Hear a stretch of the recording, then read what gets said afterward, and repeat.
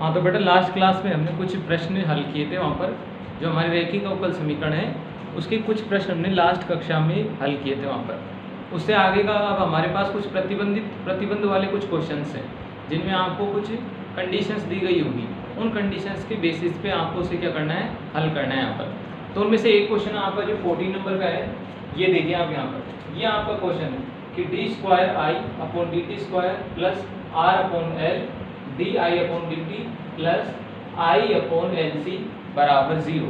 ये हमारा एक प्रश्न है जहाँ पर ये कंडीशन आपको दे रखी है कि r² c इक्वल टू क्या होता है 4l होता है, जहाँ पर r, c तथा l ये क्या है, अचर है। तो हमारी जो समीकरण है वो अचर गुणांकों वाली रैखिक अवकल समीकरण है। क्यों है? क्योंकि इसमें पहले तो घात उपस्थित नहीं है, जो है जो सारे जितने पद हैं वो एक एक घात के हैं। तो जब एक से अधिक घात नहीं है तो डेफिनेशन के अकॉर्डिंग यहाँ पर क्या होगा कि ये जो हमारी समीकरण है वो प्रथम घात की n कोटि की समीकरण है यहाँ पर। फिर इसके गुणांक सारे के सारे कांस्टेंट है, तो इसको क्या कह दिया, अचर गुणांकों की रैखिक अवकल समीकरण हमने यहाँ पे इसको कह दिया। अब हमारा जो समीकरण हल करने का जो पहला कार्य होता है वो होता है इसको मानक रूप में बदलना। तो हमने क्या किया, इस समीकरण को मानक रूप में लिखा। मानक रूप में बदलना क्या होगा कि जो d/dt है उसको मैंने क्या मान लिया, d। यहाँ पर भी d/dt उसको d मान लिया, और जो i यहाँ पर जो परतंत्र चर यानी जो डिपेंडेंट जो वेरिएबल था उसको क्या मान लिया, i। तो i कहाँ पर आ गया, बाहर, क्योंकि जैसे ही i को मैं इन सभी के ऊपर दोबारा फिर से ऑपरेट करूंगा तो ये पहले जैसा ही कार्य करने लग जाएगा फिर से। तो बराबर भी 0 था, ये 0 लिख दिया, ठीक है। अब हमें इस समीकरण को लेकर सहायक समीकरण लिखनी है, क्योंकि हमें ज्ञात करना है इसका CF यानी जो पूरक फलन है वो हमें यहाँ पर ज्ञात करना है। तो उसके लिए क्या होगा कि d के स्थान पर मैंने क्या लिख दिया, m, तथा i के स्थान पर कितना लिख दिया, 1। अब ऐसा करने पर ये समीकरण इस रूप में परिवर्तित हो गई, और m में इस समीकरण को हम क्या कहते हैं, सहायक समीकरण, क्योंकि इसकी सहायता से m के हमें मान प्राप्त होते हैं। तो इस कारण से इसको क्या कहते हैं, सहायक समीकरण कहते हैं इसको। अब m के मान ज्ञात करने के लिए ये हमारी होगी m में द्विघात समीकरण। अब m में जब द्विघात समीकरण हो या किसी भी चर में कोई द्विघात समीकरण हो तो उसे हल करना बड़ा आसान होता है, क्योंकि हम जो श्रीधराचार्य वाला जो फॉर्मूला है वो अप्लाई करके उसको हम आंसर प्राप्त कर लेते हैं। तो m बराबर क्या प्राप्त हो जाएगा, माइनस का r/l plus minus square root r² minus का 4.1 पहला पद आता है। उसके बाद में c का मान ये था, तो ये ऐसा हो गया। इसको सोल्व किया यानी इसका एलसीएम लिया, तो एलसीएम इसका कितना आ गया, अंदर ब्रैकेट के जो वर्गमूल के अंदर जो एलसीएम आया वो कितना है, l²c। तो यहाँ से l² से l² कैंसिल हो गया, लेकिन c बच गया, तो c के साथ लग गया। इधर को lc तो कॉमन हो गया, कैंसिल हो गया, लेकिन l बच गया, तो l 4 के साथ आ जाएगा, तो 4l हो गया। अब ऐसा करने पर हमने क्या देखा कि हमें एक कंडीशन दे रखी थी कि r² बराबर कितना होता है, 4l। तो मैं 4l को उधर ले जाऊंगा तो इसकी वैल्यू कितनी हो जाएगी, r² minus 4l equal to 0। यानी इस पूरे को मैं क्या कह सकता हूँ, 0। यानी स्क्वायर रूट के अंतर्गत क्या आ गया, 0। और जब स्क्वायर रूट के अंतर्गत 0 आ जाता है तो उसकी वैल्यू 0 हो जाती है। तो यहाँ ये पूरा पद क्या हो गया, 0। तो क्या बचा हमारे पास, सिर्फ ये, यानी r/l हमारे पास रिमेन शेष रहा यहाँ पर। अब हमारे पास नीचे 2 था तो इसे l के साथ लगकर क्या हो गया कि माइनस का r/2l हो गया, ठीक है। अब हमें m के मान प्राप्त हो गए। अब जैसा ही क्योंकि हमारे समीकरण तो द्विघात समीकरण है, तो ये m का अकेला मान तो यहाँ से प्राप्त हुआ, तो दूसरा मान भी क्या था, इसका समान ही होगा इसका, क्योंकि एक मान यहाँ है तो दूसरा मान भी क्या था, m के जो हमारे द्विघात समीकरण से m के जो 2 मान निकलते हैं वो दोनों के दोनों कितने हैं, माइनस के r/2l। तो ये भी ऐसा ही है, ये भी ऐसा ही है। अब आ जाइए, जब हमारे पास m के एक से अधिक जो आंसर्स हैं वो यदि समान हो जाते हैं तो वहाँ पर हम क्या देखते हैं, वहाँ पर हम देखते हैं प्रतिबंध हमारा दूसरा नंबर का, कि जब हमारे पास सहायक समीकरण से प्राप्त आंसरों में कुछ आंसर समान है तो वहाँ पर कौन सा केस लगाते हैं, case number second. Case number second किसका होता है, समान मान होना। तो समान मान होने की कंडीशन में क्या लगा दिया हमने कि CF बराबर हो जाएगा C1 x की पावर r-1। यहाँ पर r की वैल्यू कितनी है, 2, तो 2 में से एक गया तो कितना आ जाएगा, x, फिर x की पावर r-2 यानी 2 में से 2 गया 0, तो क्या आ जाएगा C1x C2, और बाहर क्या आ जाता है e की पावर mx। m की वैल्यू यहाँ पर कितनी थी, क्योंकि समान है दोनों में, तो क्या आ जाएगा माइनस का r/2। तो यहाँ पर हमने इसको रखा, t हमारा यहाँ पर x आता था, वहाँ पर क्योंकि x इंडिपेंडेंट वेरिएबल होता था, यहाँ पर इंडिपेंडेंट वेरिएबल कौन है, t, तो इस वजह से यहाँ पर क्या आ गया, t। ये हो गया CF।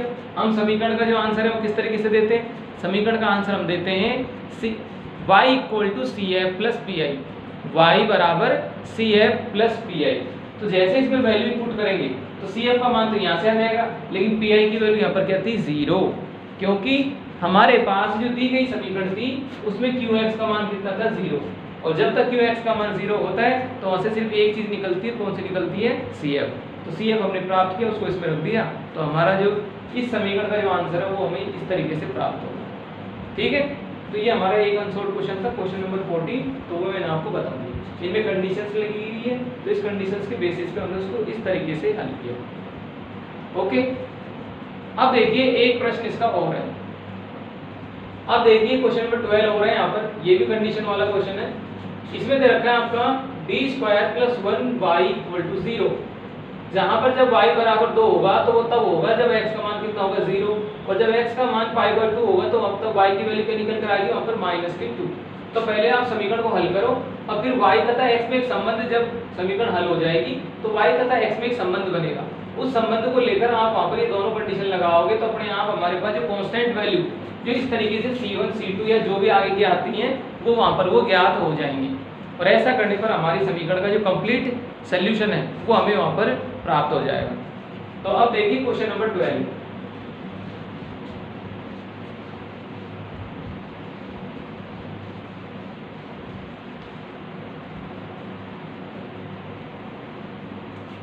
क्वेश्चन नंबर 12 में देखिए आप यहाँ पर,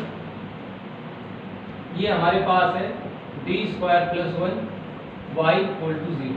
ये पहले से हमें मानक रूप में दिया गया, यानी हमें इसको मानक रूप में बदलने की कोई आवश्यकता नहीं है, हमारा प्रश्न पहले से ही क्या है, मानक रूप में। तो ऐसा है तो हम सीधा क्या लिखेंगे, इसकी सहायक समीकरण लिखेंगे, सीधा ही हम इसकी सहायक समीकरण ज्ञात करेंगे। तो सहायक समीकरण क्या हो जाएगी यहाँ पर, इसकी सहायक समीकरण हो जाएगी m² + 1 = 0। इसको यदि मैं आगे हल करूँ तो यहाँ से क्या आ जाएगा, m² = -1, यहाँ से इसको और आगे हल किया तो m बराबर क्या हो जाएगा, ± क्या आ जाएगा, √i। इस तरीके, क्योंकि -1 का जो स्क्वायर रूट होता है वो आयोटा होता है, और इसका स्क्वायर रूट हम जानते हैं कि जब वर्गमूल लिया जाता है तो दो चीज वहाँ पर जनरेट होते हैं, एक प्लस तथा माइनस।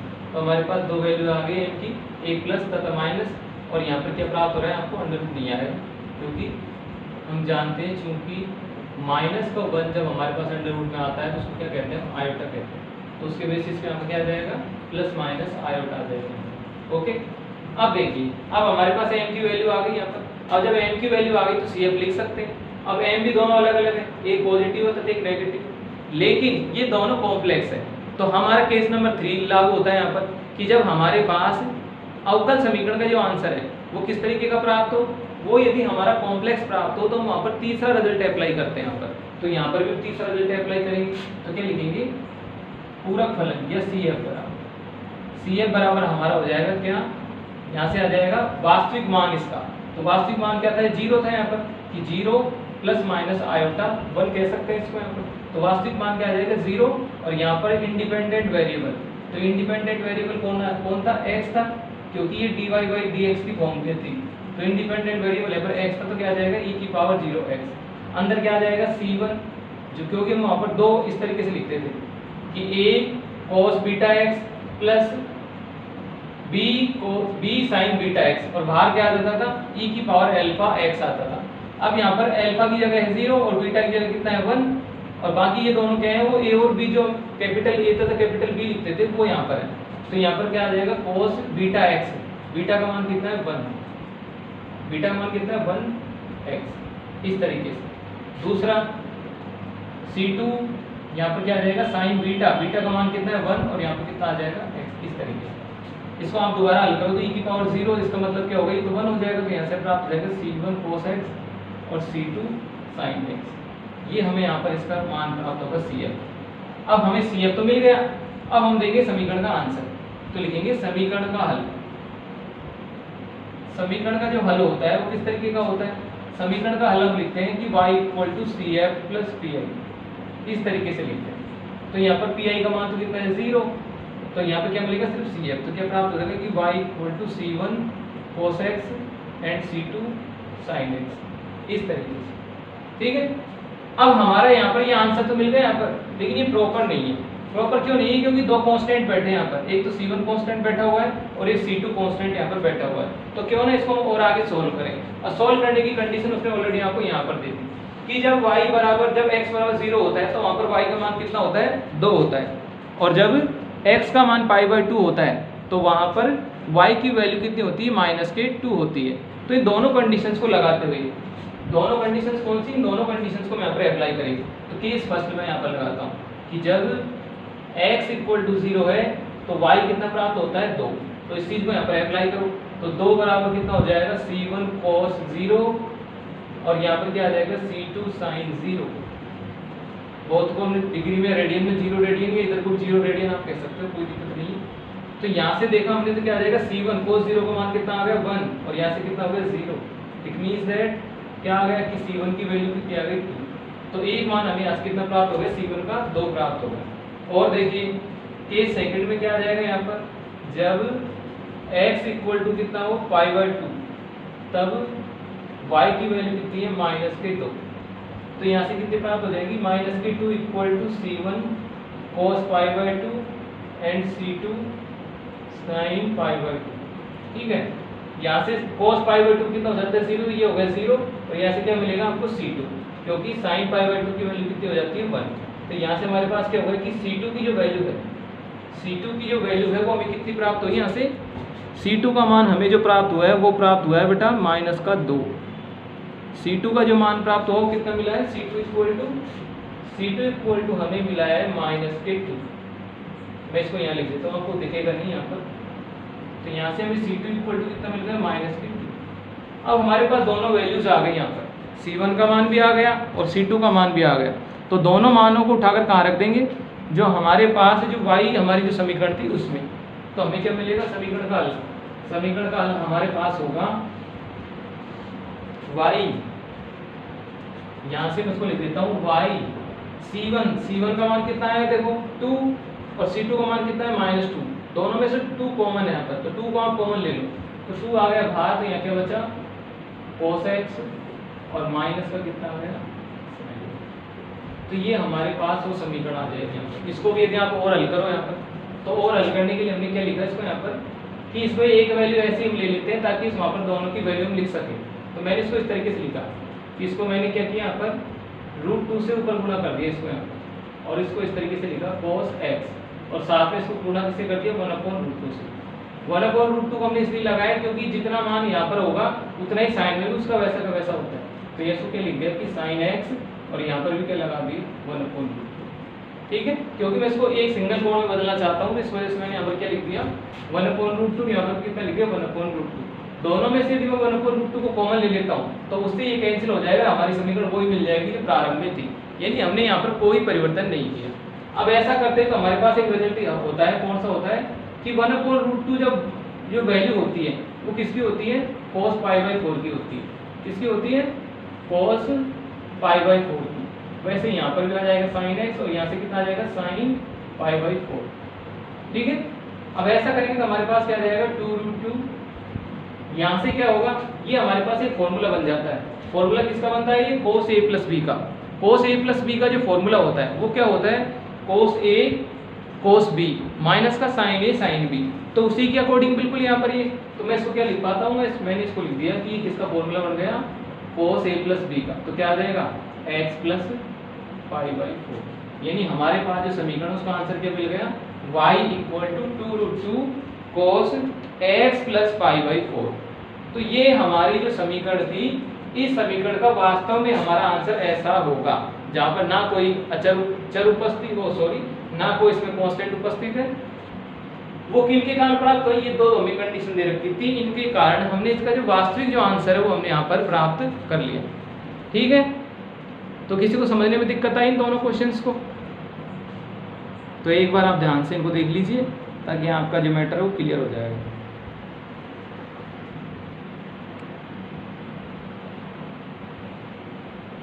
अब देखिए नेक्स्ट क्वेश्चन।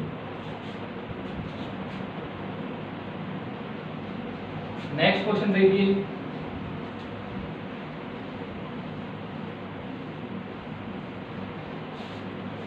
नेक्स्ट क्वेश्चन हमारा है, एक क्वेश्चन और देख लिए ताकि आपका अच्छे से क्लियर हो जाए जो हम पढ़ रहे हो सारी चीजें। एक क्वेश्चन इस तरीके का कर लेते हैं, question number 10, unsolved question number 10, इसको भी कर लेते हैं। यहाँ पर दे रखा है d4 प्लस 8d स्क्वायर और यहाँ पर है प्लस के 16 और बाहर है y इक्वल टू 0। ये आपका अनसॉल्व क्वेश्चन नंबर कौन सा है? 10 है, अनसॉल्व क्वेश्चन नंबर 10। ठीक है, हमें इसका क्या प्राप्त करना है? हमें इस क्वेश्चन को सोल्व करना है यहाँ पर। तो सोल्व करने के लिए सबसे पहले हमें मानक रूप होना चाहिए था, तो ये ऑलरेडी मानक रूप में है क्योंकि यहाँ पर सारी फॉर्म किसकी है? डी वाली है यहाँ पर। तो ऑलरेडी ये किस फॉर्म में है? मानक रूप में, ये पहले से ही व्यवस्थित है। अब देखिए आगे, अब यहाँ पर ये जो डी में है वो 4 पावर का है, ये डी में इसकी कितनी घात है? 4 है यहाँ पर। तो वास्तव में इसके जब आंसर्स आएंगे तो हमारे पास 4 आंसर इसके अवेलेबल होंगे। ठीक है, तो क्यों ना मैं इसको पहले किसी दूसरे रूप में कन्वर्ट करूँ यहाँ पर। तो सबसे पहले हमने यहाँ पर क्या किया, हमने जो डी था उसकी जगह सबसे पहले सहायक समीकरण के रूप में यहाँ पर लिखा सहायक समीकरण, और सहायक समीकरण उसको हमने क्या लिख लिया? सहायक समीकरण को हमने लिखा कि जो डी था उसकी जगह मैंने क्या लिख लिया? यहाँ पर m लिख लिया, m, और जो y था उसकी जगह कितना लिख लिया? 1। अब ऐसा करेंगे तो हमारे पास समीकरण क्या हो जाएगी? m4 और यहाँ पर हो जाएगी 8m स्क्वायर और यहाँ से प्राप्त हो जाएगी 16 इक्वल टू 0। अब ये क्या है? m में ऑलरेडी किसकी है? ये 4 पावर की है। तो यदि मैं इस m को किसी और छोटे में बदल लूँ, यहाँ पर जो पावर 4 उसको कम में कर लूँ, तो ये सूत्र बन रहा है। देखो यहाँ पर सूत्र क्या बन रहा है? ये 4 का स्क्वायर है, ये m का स्क्वायर यदि बन जाए तो अपने आप बन जाएगा कि 4 दूनी 8 और यहाँ पर ये इसके साथ अटैच हो जाएगा। तो इसी चीज़ को दोबारा कैसे लिख सकता हूँ मैं? इसी चीज़ को लिख सकता हूँ कि m स्क्वायर प्लस 4 का होल स्क्वायर इक्वल टू 0। देखो आप खोल कर देखो उसको, m4 16 या 4 गुणा 2 गुणा ये, तो क्या आ जाएगा? 4 दूनी 8 m स्क्वायर। तो वही रिजल्ट हमें यहाँ पर मिल रहा है, यानी वास्तव में इसका जो प्रसार था वो ऊपर वाली लाइन थी। अब हमें इस अंदर वाले का यदि याद कर ले तो इतना इतना क्या होगा? 2 बार होगा, क्योंकि इसकी पावर कितनी लगी हुई है? 2। तो यहाँ से हमने इसको सोल्व किया, चूंकि m स्क्वायर प्लस 4 बराबर है 0, तो m बराबर कितना आ जाएगा? स्क्वायर बराबर माइनस के 4, और जब m की बात की जाए केवल तो m बराबर प्राप्त हो जाएगा हमें कितना? Plus minus 2 iota. इस तरीके से, क्योंकि 4 को तो मैंने ले लिया कॉमन, लेकिन फिर भी -1 बच गया, और -1 का जो रूट होता है वो कितना होता है? आयोटा। तो यहाँ पर हमने लिख दिया चूंकि root of -1 that is iota, root of -1 that is iota. तो यहाँ पर भी हमें m के जो 2 आंसर है वो तो क्या मिल गए? 2 आयोटा 2 आयोटा, और क्योंकि इसकी पावर 2 लगी हुई तो बाकी के जो 2 आंसर्स थे वो भी कितने हैं? 2 आयोटा 2 आयोटा। तो यहाँ पर m के आपको कितने मान मिल गए? 4 मान इस तरीके से मिल गए कि 2 मान तो ये और 2 मान ये। अब हमारे पास ये समीकरण 4 आंसर्स की समीकरण है जिसमें 4 आंसर हैं, लेकिन दिक्कत ये है कि यहाँ पर 2 आंसर क्या है? सेम है, कि 2 बार तो है 2 आयोटा और 2 बार है -2 आयोटा। तो हम यहाँ पर इसका CF लिखे, तो केस नंबर 3 ये कहता है कि कॉम्प्लेक्स हो, तो कॉम्प्लेक्स के लिए सबसे पहले क्या लिखते हैं? e की पावर रियल पार्ट, और रियल पार्ट यहाँ पर दोनों में कितना होगा? क्योंकि काल्पनिक के अलावा जो जुड़ा होता है उसका भाग वो क्या होता है? इसका रियल पार्ट होता है। तो e की पावर रियल पार्ट, और रियल पार्ट का मान कितना है? 0, तो क्या आ जाएगा? e की पावर 0x। फिर हमारा जैसे 2 रूट में जो रिजल्ट होता है वही हमारा कॉम्प्लेक्स के अंतर्गत भी वही होता है। तो क्या आ जाएगा कि C1x और C2, और यहाँ पर क्या आ जाएगा? cos बीटा, बीटा का मान कितना है? 2, तो कितना आ जाएगा? 2x। एक रिजल्ट तो ये हो गया। दूसरा आ जाएगा C2 तक ऑलरेडी हो चुका है, तो C2 का C3x, और यहाँ से क्या आ जाएगा? C4, और यहाँ से हमें क्या प्राप्त हो जाएगा? sin 2x। तो इस तरीके से हम जो हमारे पास ये वाली समीकरण थी उसका CF हम इस तरीके से लिखेंगे। और आगे देखिए, ये तो हो गया CF, हमें तो पूर्ण आंसर देना है इसका। तो समीकरण का हल यहाँ पर क्या हो जाएगा? समीकरण का जो हल होगा, समीकरण का जो आंसर होगा वो हमें कितना प्राप्त होगा? समीकरण का आंसर लिखेंगे कि y इक्वल टू CF, क्योंकि PI यहाँ पर होगा नहीं, तो CF का मान लिखा तो e की पावर 0, ये तो हो गया 0। तो यहाँ से हमें प्राप्त हो जाएगा कि C1x C2, और साथ में आ गया क्या? cos 2x, और दूसरा आ गया यहाँ से C3x और C4, और यहाँ से आ गया sin 2x। इस तरीके से हमारे पास क्या आ गया? इस समीकरण का आंसर हमें प्राप्त हो गया। जो हमारे पास ये समीकरण थी ऊपर कि d की पावर 4 प्लस 8d स्क्वायर, इसका आंसर हमें इस तरीके से प्राप्त हुआ है। आ गया सभी को समझ में? तो इस तरीके से हम कोई भी यदि हमारे पास समीकरण होगी तो हम उसका CF इस तरीके से प्राप्त करेंगे। और देखिए आगे, अब ये तो हमारी जनरल बात किसकी हो गई कि केवल CF प्राप्त करने की बात हो गई ये तो, लेकिन हमारा जो आंसर है वो कंप्लीट तो तब कहलाता है जब हमें CF के साथ साथ PI भी निकालना आए। अब यहाँ पर तो PI की अभी जरूरत ही नहीं पड़ी क्योंकि QX का मान कितना था 0, लेकिन कुछ क्वेश्चंस ऐसे भी होंगे जहाँ पर हमें PI ज्ञात करना पड़ेगा। तो नेक्स्ट इसकी जो एक्सरसाइज है वहाँ पर हमें PI भी ज्ञात करना है, ठीक है। तो नेक्स्ट एक्सरसाइज पे आते हैं कि जब हमारे पास हमारी जो समीकरण है वो कंप्लीट जो हमारा स्टैंडर्ड फॉर्म है रैखिक अवकल समीकरण का उसमें हो, तो वहाँ पर हमें CF के साथ साथ PI भी ज्ञात करना पड़ेगा। तो जब हम बात करें यहाँ पर दूसरी नेक्स्ट एक्सरसाइज आपकी ये विशिष्ट हल, विशिष्ट हल कह दो, चाहे आप क्या कह दो उसको, पर्टिकुलर के लिए विशिष्ट समाकलन कह दो आप उसको, विशिष्ट समाकलन। तो नेक्स्ट टॉपिक हमारा कौन सा है, जब विशिष्ट समाकलन ज्ञात करना वहां पर सीखेंगे। विशिष्ट समाकलन को क्या कहा जाता है, पर्टिकुलर इंटीग्रेशन, पर्टिकुलर इंटीग्रेशन। ये हमारा क्या होता है, विशिष्ट समाकलन ज्ञात करने के लिए हम सीखते हैं यहाँ पर। तो सबसे पहले लिखते हैं मानक रूप। तो समीकरण का जो मानक रूप है वो हमने इस तरीके से पढ़ा था कि हमारी जो रैखिक समीकरण होती है उनको हम इस प्रकार से रिप्रेजेंट करते हैं, जहाँ जो FD होता है, FD D में, FD D में n कोटि की समीकरण है, जहाँ पर जो FD है वो क्या है, D में n कोटि की समीकरण है। और आप भी जानते हो कि किसी भी n कोटि की समीकरण को, जैसे मेरे पास था यहाँ पर मैंने याद किया था कि m² + 2x + 2m + 1, ये क्या है, m में 2 कोटि की समीकरण है, 2 घात की समीकरण। तो इसको हमने तोड़कर कैसे लिखा था कि इसको आप